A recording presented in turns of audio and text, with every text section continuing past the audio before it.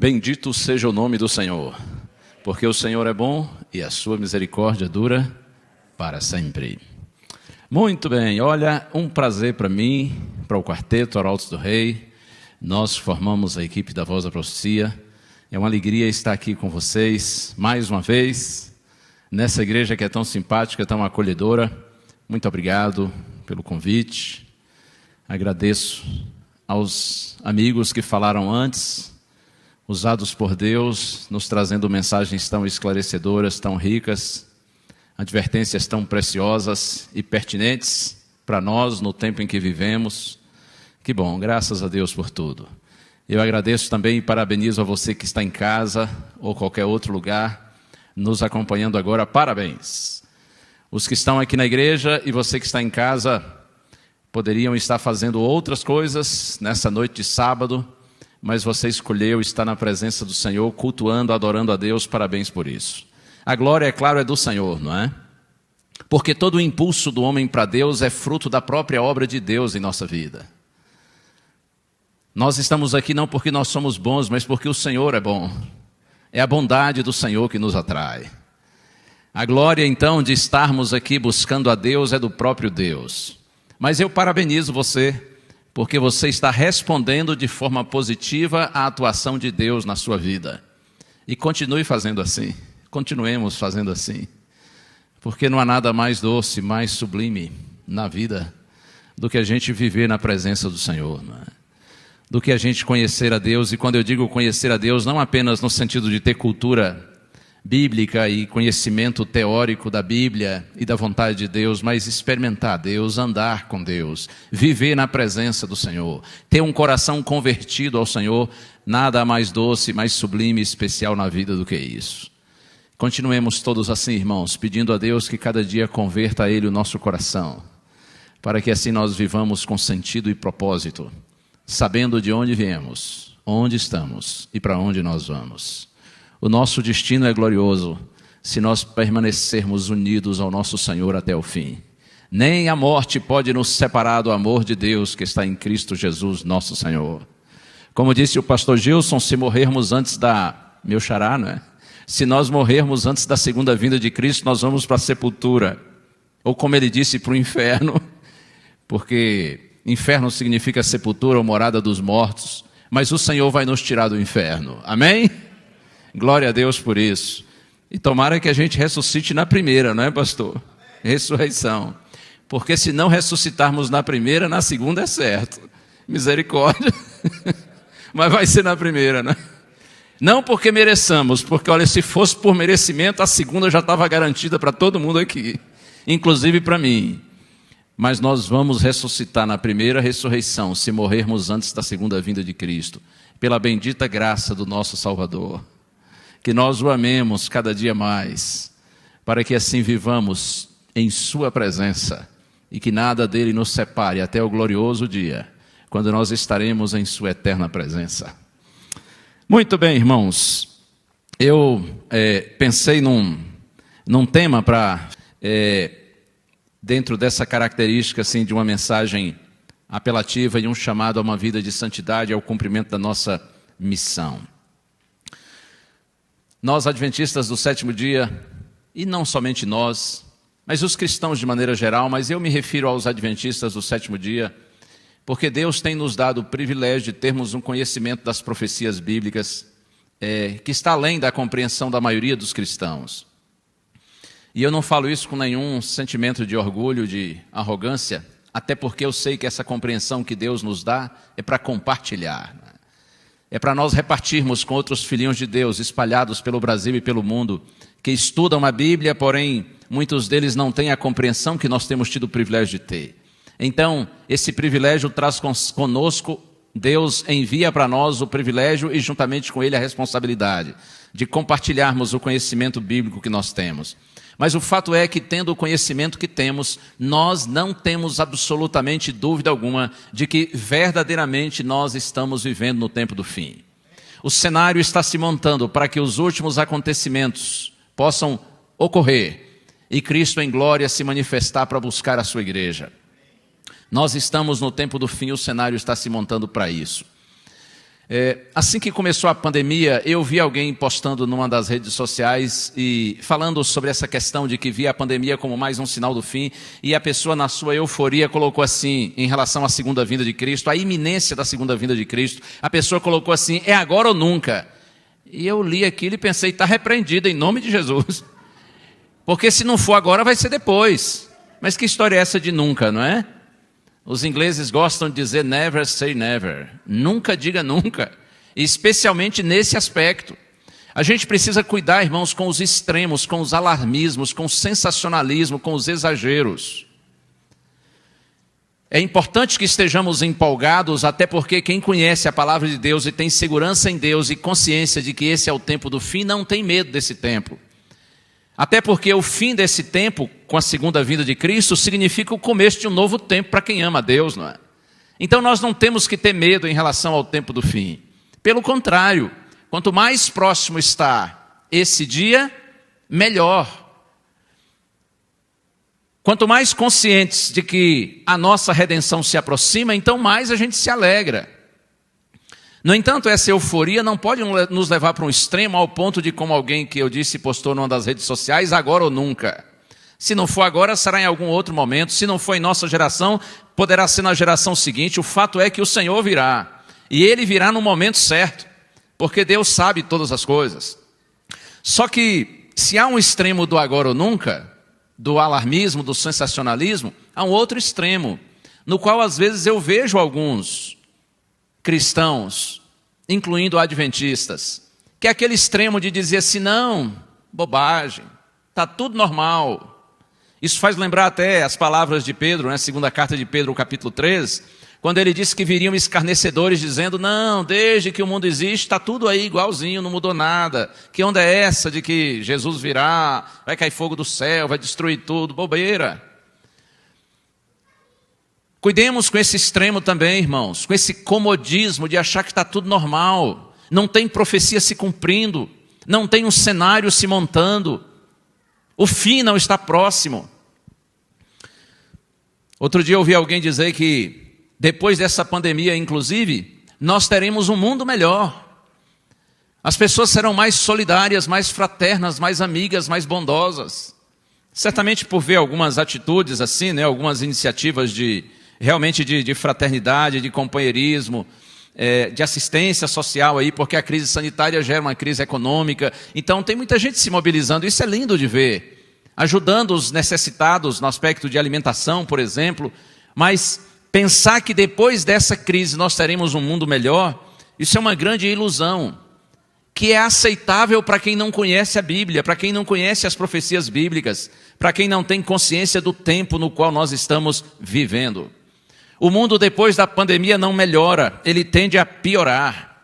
Eu sei que essa mensagem pode parecer desagradável e é politicamente incorreta, mas nós cristãos não temos o compromisso de dizer o que é agradável, nós temos o compromisso de dizer o que é bíblico. Nosso compromisso não é com o politicamente correto, mas com o biblicamente correto. E de acordo com a Bíblia, com a palavra de Deus, as coisas tendem a piorar. Mateus 24, verso 12.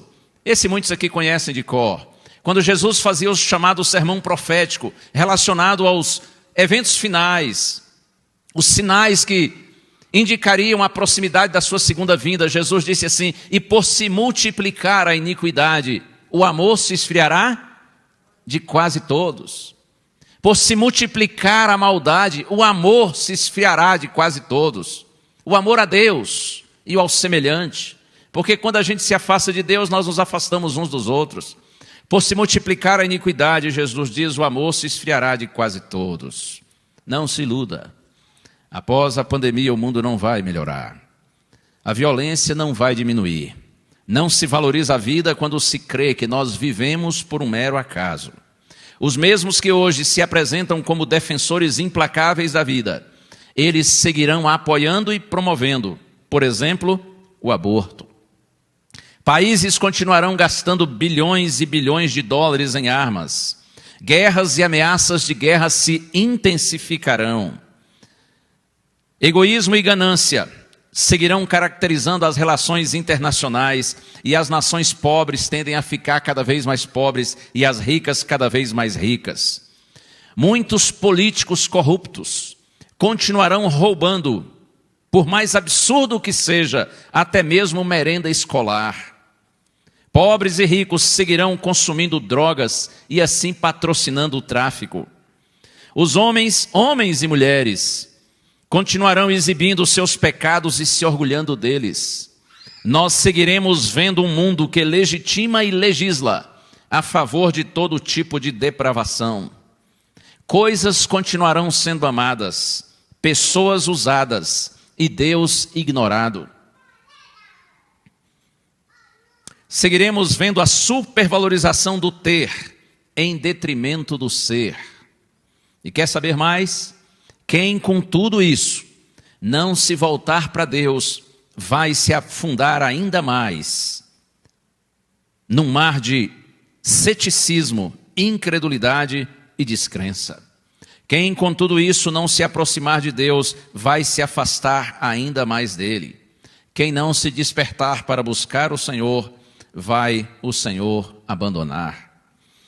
De acordo com a palavra de Deus, com a Santa Bíblia, irmãos, nós estamos na reta final da história desse velho mundo. Essa crise da pandemia do coronavírus pode passar, deve passar, porém outras piores virão. E a igreja de Cristo na terra, e eu me refiro a todos os cristãos de todas as denominações religiosas, a igreja de Deus na terra precisa se manifestar. Mas eu falo agora em especial para a igreja da qual eu faço parte. Nós, adventistas do sétimo dia, irmãos, considerando a nossa história e considerando o conhecimento bíblico que o Senhor nos deu, a consciência que temos dos eventos finais, da realidade do mundo no qual nós estamos, mais do que qualquer outro povo, nós precisamos nos manifestar. Não basta como cristãos, irmãos, nós orarmos pelas pessoas que estão doentes ou pelas famílias que estão enlutadas. Não é suficiente que a gente conforte os corações entristecidos, angustiados e apavorados. Também não é suficiente que nós façamos ações solidárias de assistência social. Tudo isso tem seu lugar, tem sua importância. Porém, nós temos uma mensagem a pregar. E a mensagem é de que esse velho mundo está por um fio. Está chegando o momento do acerto final de contas entre o Criador e suas criaturas, entre Deus e a humanidade. Se os homens crerem ou não nisso, isso deve ser pregado. E se nós não pregarmos, nós estaremos sendo omissos, se não até covardes. A igreja de Deus precisa se manifestar. A igreja de Deus precisa apresentar a verdade presente, ou as verdades próprias para esse tempo. E por mais que nós preguemos, irmãos, com equilíbrio, com sabedoria, com amor e bondade, certamente muitos dirão que somos alarmistas, sensacionalistas, somos profetas do caos. Você conhece a história? Quando Noé, por exemplo, anunciou o dilúvio para a sua geração, quantos creram? Certamente muitos disseram, esse homem é louco, que história é essa de chuva, dilúvio, inundar a terra toda? Isso é coisa de gente alienada, de gente retardada. Que história é essa? Que loucura é essa de que virá um dilúvio? Quando Ló saiu em Sodoma chamando aqueles que iriam se casar com suas filhas, dizendo a eles que Sodoma seria destruída com fogo, eles disseram, não, espera aí, você está de brincadeira com a gente? Como é que acredita numa bobeira dessa? Quem sabe alguém tenha dito assim para Ló, ei, esse Deus que você diz ser o Deus único, o Criador, ele não é um Deus de amor? Ora, se Deus é amor, como que Deus vai mandar fogo destruir tudo? E aliás, essa é a onda de hoje, né? Tudo é amor, está tudo lindo, tudo certo. Na verdade está tudo muito feio e muito errado, né? Deus é amor sim, mas Deus também é justiça, e a justiça de Deus tem a ver com sua santidade. A justiça de Deus, irmãos, é tão profunda, grande e real quanto o seu amor. Nós, filhos de Deus, temos que nos manifestar e pregar a mensagem própria para esse tempo, quer os homens creiam ou não. Mas tem algo que me conforta muito. Irmãos, eu tenho visto isso de maneira tão clara, especialmente depois que passei a trabalhar na Novo Tempo e passei a ter a oportunidade de conhecer mais gente, de mais lugares, das mais diferentes denominações religiosas. Eu tenho tido a oportunidade de ver isso de maneira tão clara. O que, pastor? Eu tenho visto, irmãos, que em meio a toda a incredulidade, toda a apostasia, todo o secularismo que campeiam por toda parte, Deus está levantando aqui, ali, acolá e em todo lugar pessoas sinceras que estão se despertando pela obra do Espírito Santo na vida delas. Oh, louvado seja o Senhor por isso.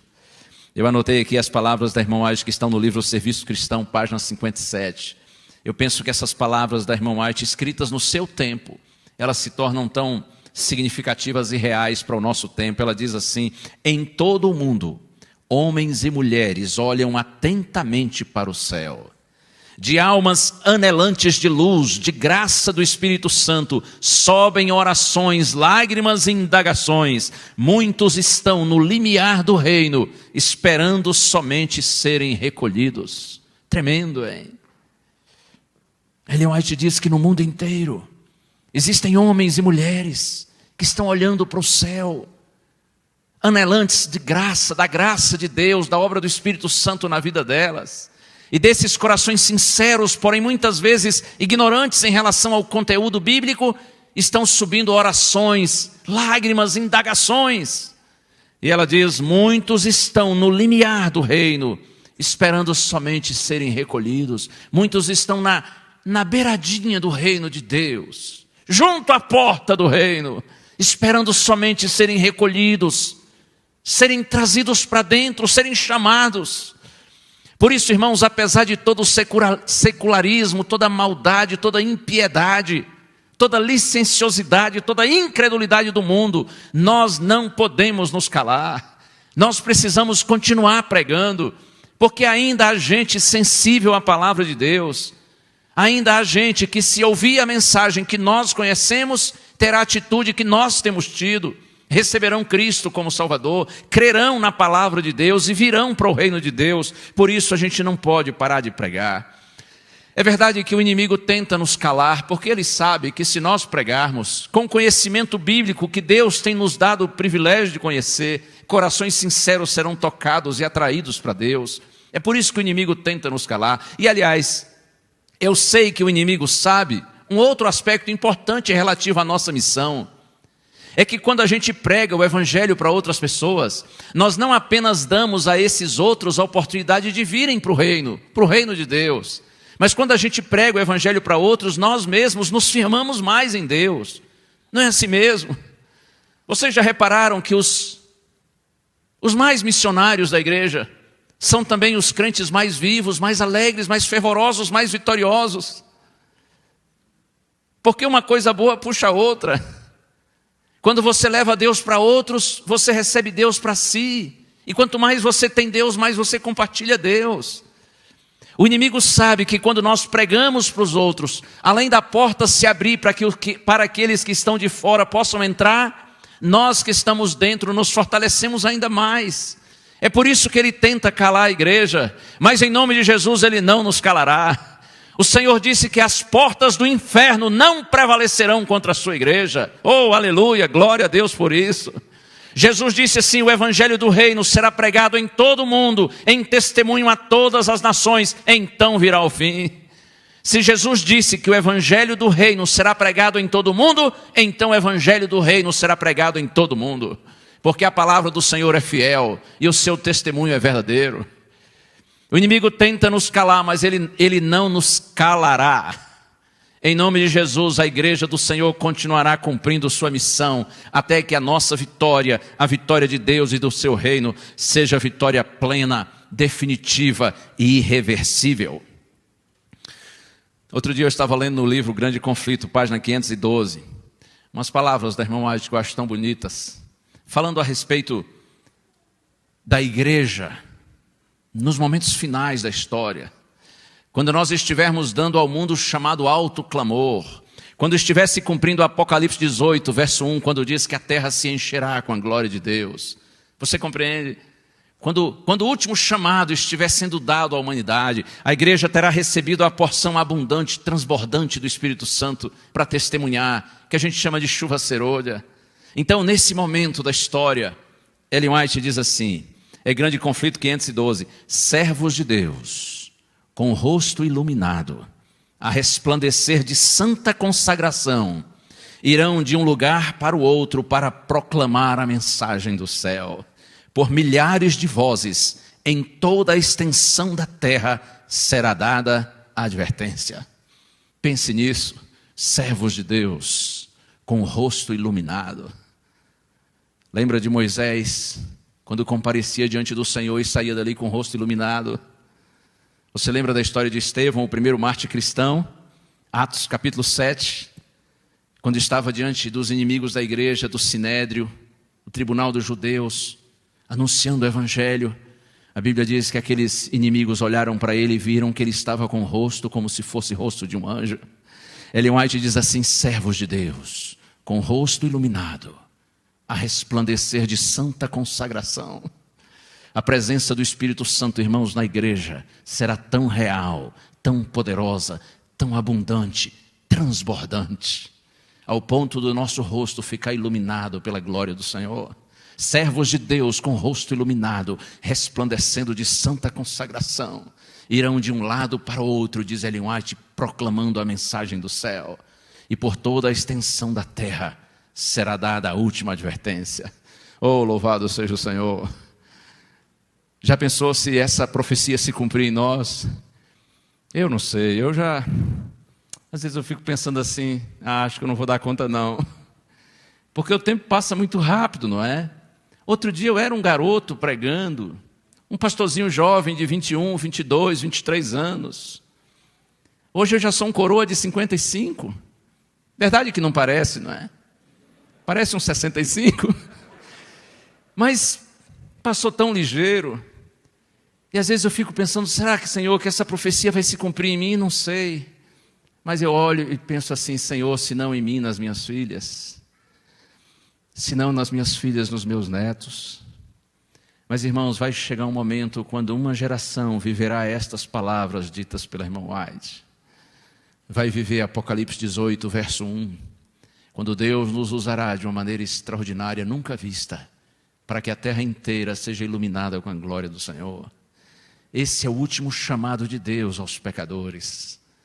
Esse é o clímax da luta entre o bem e o mal. Essa é a hora decisiva. Eu me lembro quando eu estava me preparando para estudar teologia, e eu me despedi da minha igreja, Vitória da Conquista, lá no interior da Bahia. Eu tinha 17 anos. Eu tinha passado no vestibular para a teologia do UNASP de São Paulo. E eu estava assim, eufórico. O coração, confesso que estava dividido, porque eu ia deixar meus pais, meus irmãos, eu nunca tinha saído da minha casa. Eu ia deixar minha igreja, os colegas, amigos, mas por outro lado eu estava assim muito eufórico, de estudar teologia, me tornar um pastor. E eu me lembro que num sábado à tarde eu me despedi da minha igreja. Foi um culto jovem, e o pessoal me disse umas palavras bonitas e tal, foi emocionante. Aí depois do culto, abracei todos os amigos da igreja, os irmãos que foram ao culto jovem. Aí, quando eu estava andando para minha casa, um irmão da igreja me acompanhou. Um senhor que na época devia ter uns 50 anos, mas eu o via como um homem idoso. Vocês sabem que é assim, né? A gente, quando é pequeno, é muito bobo. A gente olha para um cinquentão e pensa que já é um velhinho gagá caindo aos pedaços. Eu sei que eu olhava para aquele irmão de uns 50 e pensava que ele era um velhinho. Hoje eu sei que ele era um jovem. Eu sei que eu fui andando para casa. E ele me acompanhou, o irmão Isaurino Borges. Ele faleceu, deve ter uns 5 anos, talvez. Ele me acompanhou, ele era um ancião da igreja, um líder da igreja, muito consagrado. Ele gostava de dar conselhos para os jovens. E ele vivia o que pregava. Por isso ele tinha muita autoridade. Uma autoridade conquistada não pela função, mas pela vida. Vocês sabem que é assim, não é? A autoridade legítima se constrói, não é pelo cargo, pela posição, mas pelo testemunho, pela vida. E o irmão Zaurino me acompanhou. E nós fomos andando, ele me deu muitos conselhos. E quando nós chegamos em frente da minha casa, ele ia seguir para a casa dele.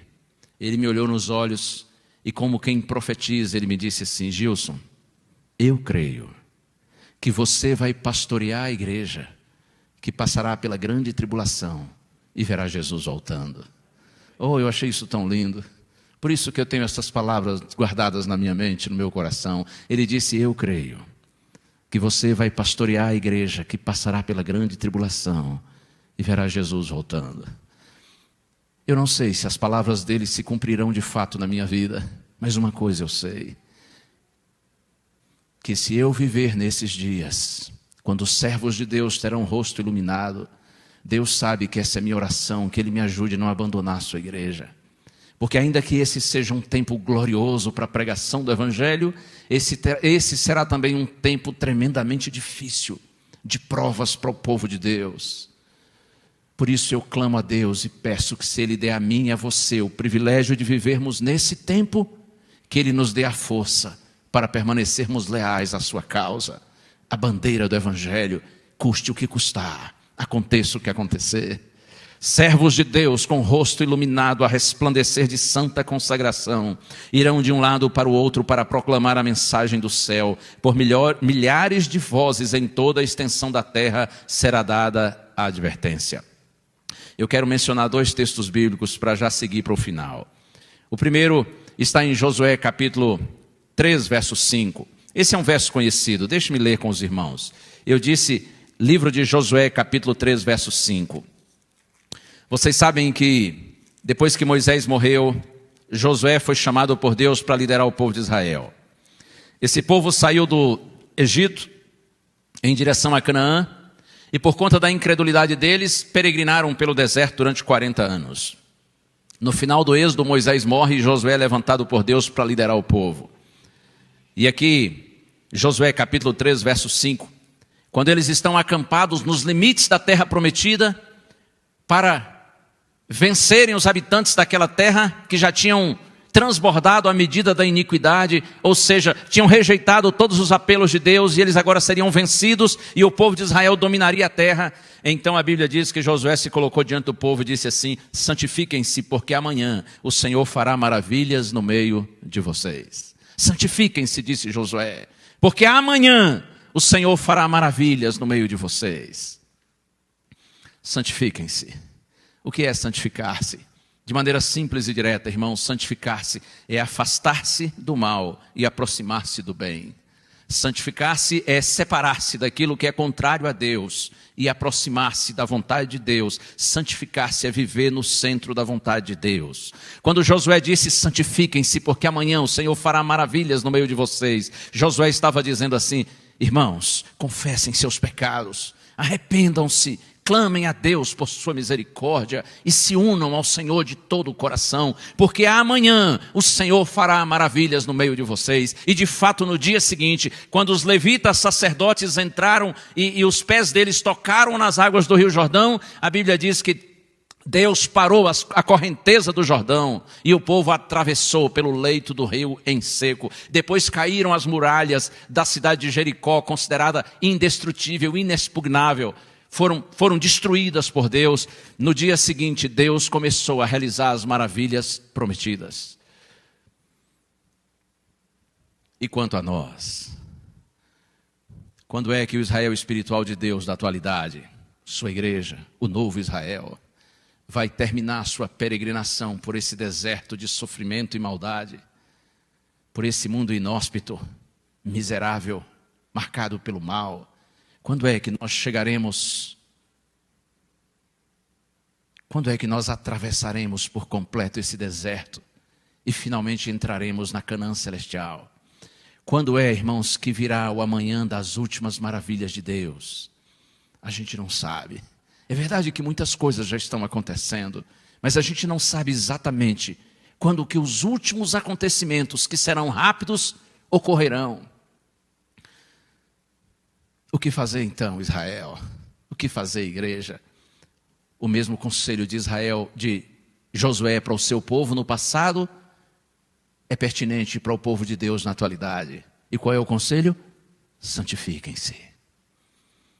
Santifiquem-se, porque amanhã o Senhor fará maravilhas no meio de vocês. O chamado de Deus para você e para mim, para nós todos nessa hora é esse: santifiquem-se. Corram para Deus. Saiam do cristianismo nominal, saiam do adventismo meramente teórico e vivam uma experiência real de consagração, de conversão, de rendição a Deus. Santifiquem-se, porque amanhã o Senhor fará maravilhas no meio de vós. O outro texto que eu disse que ele citaria É Romanos capítulo 13, versos 11 a 14. Palavras do apóstolo Paulo. Eu penso que quando Paulo escreveu essas palavras, ele não tinha ideia de que esse texto seria muito mais significativo e relevante ainda para você e para mim, que vivemos em pleno século 21. Romanos 13, a partir do verso 11, digo isto a vocês que conhecem o tempo, já é hora de se despertarem do sono, porque a nossa salvação está agora mais perto do que quando no princípio cremos. Vai alta a noite, vem chegando o dia.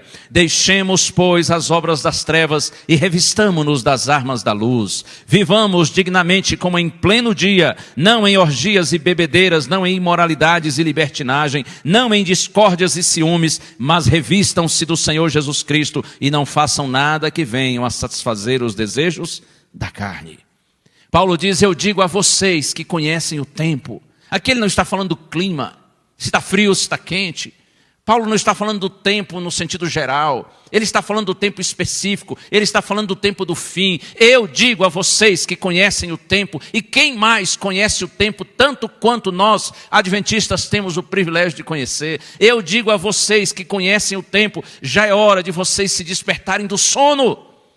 É evidente que ele está falando aqui do sono espiritual, da letargia, do marasmo, da indiferença, da mornidão espiritual. Já é hora de se despertarem do sono, porque a nossa salvação está agora mais perto do que quando no princípio cremos. Porque está chegando o grande dia da libertação, da glorificação da igreja, da vitória completa. Ei, despertem-se, diz Paulo, do sono, porque está chegando o dia, está chegando a hora. A nossa salvação está agora mais perto do que quando no princípio cremos. A minha salvação está mais perto do que quando eu, garoto de 11 anos, entendi que Jesus voltaria e recebi Jesus como meu Salvador. A sua salvação está agora mais perto do que quando você acreditou, quando você conheceu e recebeu essa mensagem pela primeira vez. Então não é hora de dormir, é hora de estar acordado, vigilante, atento. Irmãos, diz Paulo, acordem. Despertem-se do sono, porque a nossa salvação está agora mais perto do que quando no princípio nós cremos. Ele diz assim, vai alta a noite e vem chegando o dia. A noite, a escuridão, a maldade, a injustiça, o mal e o pecado estão chegando ao final. Vai alta a noite, está chegando o dia, está chegando a luz, a libertação, a justiça, a paz. Está chegando o dia. O império das trevas está ruindo e o reino da luz está se erguendo. Oh, glória a Deus. Vai alta a noite e vem chegando o dia, diz Paulo. Agora, tendo consciência disso, deixemos as obras das trevas e revistamo-nos das armas da luz. Não basta crer que Jesus virá e virá logo. É preciso preparar-se para esse dia, para o encontro com o Senhor. Não basta ter esperança, é preciso esperar, preparando-se para o encontro. Por isso ele diz, deixemos as obras das trevas e revistamo-nos das armas da luz. Vivamos como em pleno dia, porque nós somos o povo do dia e não da noite. Nós somos o povo da luz e não da escuridão. Vivamos como em pleno dia, não em orgias e bebedices, não em imoralidades e libertinagem, não em discórdias e ciúmes, mas revistam-se do Senhor Jesus Cristo e nada façam que venha a satisfazer os desejos da carne. É tempo de ser mais espiritual. Outro dia eu ouvi alguém dizer que essa pandemia toda também contribui para a gente olhar mais para dentro de si. No sentido assim de que essa crise contribui para nós nos tornarmos assim pessoas mais conscientes, dando valor ao que tem valor, priorizando o que é importante. Ei, essa reflexão é boa. É tempo de olhar para dentro de si, está bem. Os momentos difíceis contribuem para a gente crescer, amadurecer, aprender, se nós tivermos sabedoria de tirarmos lições positivas das crises. Essa reflexão está boa, mas eu penso que é uma reflexão ainda melhor. Não é tempo apenas de olhar para dentro de si, é tempo de olhar para cima, para o céu, para Deus. Até porque quanto mais você olha para Deus, mais espiritual você se torna, também mais humano você é. Porque na reflexão se dizia assim: olhe para dentro de si, você será mais humano. Pois eu digo, olhe para o céu e você será mais espiritual. E todo aquele que verdadeiramente é espiritual torna-se mais humano, mais solidário, mais sensível. Eu gosto de pensar, irmãos, que quando a gente vê a Deus, nós nos vemos e vemos as pessoas com os olhos de Deus. E como é bom quando a gente se vê e vê os outros com os olhos de Deus, não é? Quando você se vê com os olhos de Deus, você percebe sua indignidade. E você não fica se sentindo mais santo e mais crente do que os outros. Você não se torna um crente arrogante porque se considera consagrado. Isso é um contrassenso, isso é um paradoxo. Quando você verdadeiramente vê a Deus, você se vê com os olhos de Deus. E se vendo com os olhos de Deus, você percebe como você é indigno. Mas ao mesmo tempo, quando você se vê com os olhos de Deus, você percebe o quanto você é querido. Se vendo, quando nós nos vemos com os olhos de Deus, nós descobrimos que somos as coisas mais fofinhas do mundo. Não porque sejamos de fato, mas porque é assim que Deus nos vê. Porque nós somos seus filhinhos. É verdade que fraquinhos fazem tanta besteira, mas são tão amados, jamais deixarão de ser. Quando você se vê com os olhos de Deus, você vê sua indignidade, mas você também percebe o seu valor. E quando você vê as pessoas com os olhos de Deus, acontece o mesmo. Você não se ilude com elas, não se ilude com o mundo, mas você não deixa de amar as pessoas. Porque você sabe que todos, aos olhos do Pai, são seus filhinhos e suas filhinhas. E os mais errados são os que precisam de mais amor, para que sejam conquistados pelo amor de Deus, revelado por nosso intermédio, e assim venham para os braços do Pai. Deus nos abençoe. Eu pensei em contar uma história, mas vou deixar para outra vez, porque o tempo já está avançado e eu estou vendo que alguns aqui já estão lutando contra o sono. É assim, não é? Afinal de contas, nós somos crentes, mas somos de carne e osso, não é? Deus abençoe você que está aqui na igreja, você que está em casa. E o meu apelo para você nessa hora, em nome de Jesus, é: mantenha firme a sua fé. Porque aquele que vem, virá e não tardará. O controle da história, irmãos, ainda está nas mãos do Senhor da história. O domínio do mal é apenas temporário e aparente. O controle eterno está nas mãos daquele que é eterno. Mantenhamos firmes a nossa fé. Amigos, podem vir. Mantenhamos firmes em nossa fé, santificando-nos cada dia mais ao Senhor e anunciando a mensagem de salvação, porque a porta ainda está aberta e há salvação para todos quantos queiram. E no momento certo, nosso Senhor se manifestará. Mas enquanto Ele não vem, a gente segue esperando. E Deus, pelo Espírito e pela Palavra, vai colocando em nosso coração a certeza de que se não hoje ou amanhã, mas Ele virá. Como é que é? Um dia ou dois depois de amanhã? Quem sabe um dia ou dois depois de amanhã. Deus inspirou o pastor Jader para escrever essa mensagem tão linda. Das músicas mais recentes do quarteto, essa eu confesso que é a que eu mais gosto. Ouça essa canção linda. Deixe Deus seguir falando ao seu coração e renovando a sua esperança e a sua certeza de que um dia, irmãos, nós entraremos pelos portões sagrados da Canaã celestial, pela bendita graça do nosso Senhor, porque Ele está vindo para buscar a sua igreja. Amém.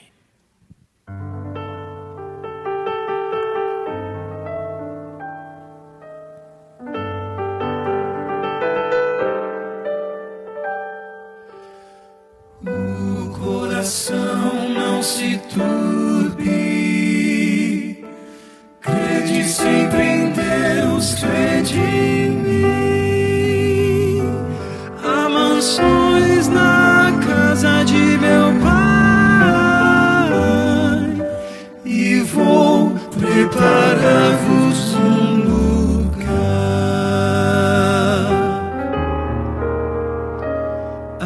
As palavras de Jesus ainda ecoam no universo e dentro do meu coração. Foram ditas pelo Mestre há tanto tempo, mas são tão incrivelmente atuais. Quando vejo as notícias, vejo o mundo quase a ponto de se desintegrar. Eu me lembro da promessa tão preciosa de que Cristo muito em breve vai voltar. Mas enquanto Ele não vem, sigo esperando. Enquanto Ele não vem, sigo com fé. Levanto os meus olhos para o alto. O meu coração me diz, Ele está vindo. E vivo os meus dias pensando, pode ser hoje, pode ser hoje. Talvez um dia ou dois depois de amanhã. O que importa saber é que Ele volta e vem para recolher os que já são seus. Meu maior desejo um dia é abraçá-lo e lançar-me aos seus pés em gratidão. Contemplá-lo face a face com os anjos e tocar as mãos feridas lá na cruz. Quando penso que esse dia está chegando, quando o mal já não mais existirá, eu me animo e renovo as minhas forças, na certeza de que o céu será meu lar. Mas enquanto Ele não vem, sigo esperando. Sigo esperando. Enquanto Ele não vem, sigo com fé.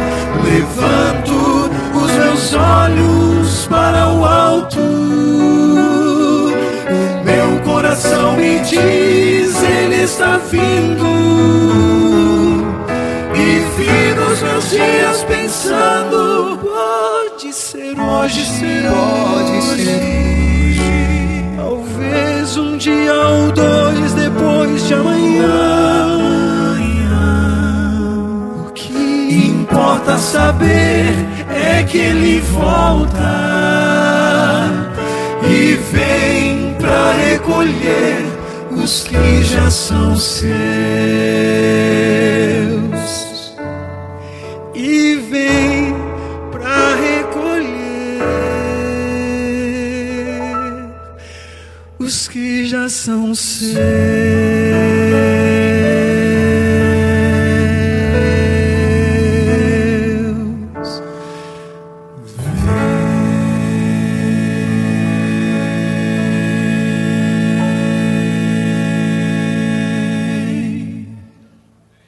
Amém. Vem, com certeza. Foi Ele quem disse que virá. E se Ele disse, assim será. Deus não é homem para que minta. No momento certo Ele virá. E quem viver, verá. Mas quem já morreu, também verá. Porque vai ressuscitar. Todos os filhinhos de Deus, de todos os tempos e lugares, serão levados à presença do Senhor. E Ele enxugará dos nossos olhos toda lágrima. E já não haverá mais pranto, nem luto, nem clamor, nem morte, nem dor. Porque Deus fará novas todas as coisas. Você quer nessa hora dizer, Senhor, eis-me aqui, eu te peço. Ajuda-me, Senhor, a viver em santidade na Tua presença. Ajuda-me a pregar essa mensagem. E ajuda-me, Senhor, a manter firme a bendita esperança. Senhor, renova a minha fé, meu cristianismo, meu adventismo, para que eu continue crendo de todo o meu coração e sendo fiel a Ti. Você gostaria de fazer essa oração, Senhor? De tomar essa decisão de renovação na presença do Senhor? E talvez alguém que esteja aqui, que não é membro ainda, batizado da igreja, Você que nessa hora dizer, Senhor, eu me entrego, eu me rendo, eu quero também ser discípulo teu. Se esse é o seu desejo, levante-se agora, em nome de Jesus. Amém. E você que está em casa, o convite é para você também. Mesmo estando aí em casa, levante-se também agora. Um dia eu estava assistindo um sermão pela internet. Foi um sábado desses lá em casa. E aí o pastor no final era um sermão ao vivo. E o pastor fez um apelo para quem quisesse se entregar, renovar a vida, se levantasse. E ele disse assim, você que está em casa também. E aí a minha esposa passou algumas vezes ali perto da TV e tal, viu que eu estava assistindo o sermão. Mas quando ela passou no final, ela viu que eu estava em pé em frente da TV. E ela disse assim, o que aconteceu? Eu disse, psst. O pastor fez o apelo e eu aceitei. Eu estou aqui atendendo o apelo. Não me atrapalha não. Você que está em casa, se tem alguém perto aí e acha estranho você ficar em pé diante do computador, do celular, da televisão, não liga não. Levanta e fica em pé em nome de Jesus. É um ato simples, mas é o seu jeito de, mesmo sem palavras, dizer, Senhor, estou aqui. Sou um pobre pecador, mas eu me rendo.